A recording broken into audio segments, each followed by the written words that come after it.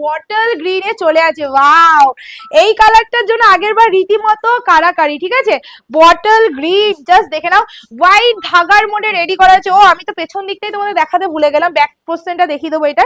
চলো, এই যাচ্ছে কালারটা একদম, আমি জানি না ক্যামেরার থেকে আমার বটল গ্রিনটা সামনে বেশি ভালো লাগে, বিকজ এই যে কালেকশনটা আছে না, বটল গ্রিনটা এতটা সুন্দর হোয়াইট কালারের মধ্যে মানিয়েছে, তোমরা না দেখলে বুঝতে পারবে না।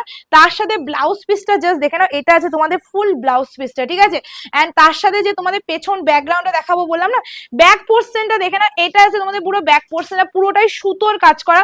মানে তুমি 70 বছরে একটা মানুষকেও যদি দাও না, সে ইজিলি এই শাড়িটা সিল্কের মধ্যে ক্যারি করতে পারবে। আমি বলবো পুজোর জন্য একদম ওয়ার্ড্রপে ভরে রেখে দাও, কারণ এই দামে এই কালেকশন ইম্পসিবল, কোথাও পাবে না, ঠিক আছে?